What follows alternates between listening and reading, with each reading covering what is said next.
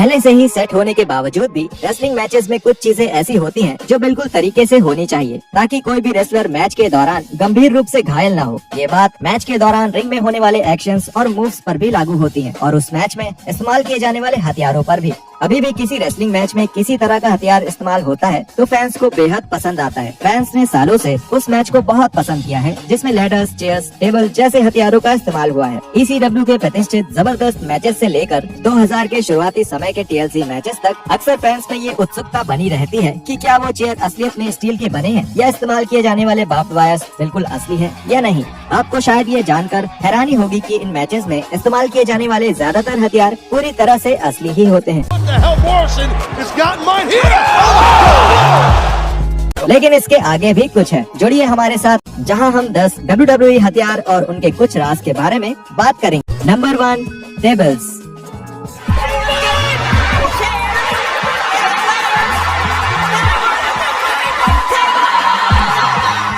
साल 2000 में royal rumble tournament के दौरान टेबल्स मैच की शुरुआत हुई जिसमें हार्डी बॉयज का सामना डडली बॉयज से हुआ था। तब से ही ये WWE के सबसे पसंदीदा मैच टाइप में से एक बन चुका है। किसी भी मैच में टेबल्स को इंट्रोड्यूस करने का सीधा मतलब था उस मैच में फैंस की दिलचस्पी और भी बढ़ जाना, और उस पर भी अगर किसी रेसलर को उस टेबल पर पटक दिया जाए तो फैंस से उस पूरे मैच का सबसे बड़ा रिएक्शन मिलना भी तय था।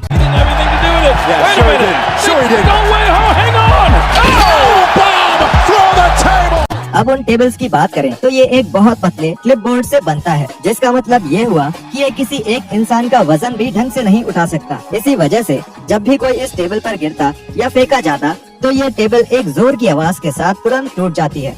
पोल्स के सहारे ये क्लिपबोर्ड लगाया जाता है, उससे चोट लगने की संभावना बनी रहती है। कई बार ये टेबल्स एक बार में टूटती भी नहीं है। ये अक्सर तब होता है जब रेसलर्स टेबल के बीचों बीच लैंड नहीं होता। इसका मतलब ये होता है कि उस रेसलर को फिर से उस टेबल पर पटका जाए। जहाँ तक बात रही जापानीज टेबल की तो वो ज्यादातर असली वुड के बनते हैं जिसकी वजह से वो कभी नहीं टूटते। Thumb tags.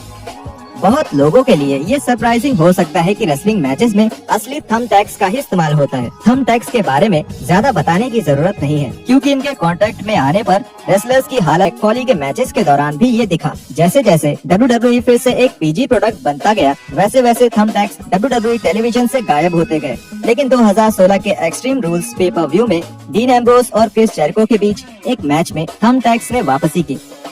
जेरिको, जिन्हें अपने करियर में पहली बार टैग्स का अटैक सहना पड़ा, उन्होंने बताया कि टैग्स में पटके जाने से कहीं ज्यादा दर्द देता है। मैक फॉली ने एक छोटी सी ट्रिक बताई जिसमें उन्होंने बताया कि टैग्स के ऊपर अगर पीठ जैसे बड़े सरफेस एरिया पर गिरे तो उसका असर कम पड़ता है। उन्होंने ये भी कहा कि इस अटैक से ज्यादा दर्दनाक बाद में टैग्स को निकालना होता है जिसका दर्द कई दिनों तक रह सकता है। Can do sticks.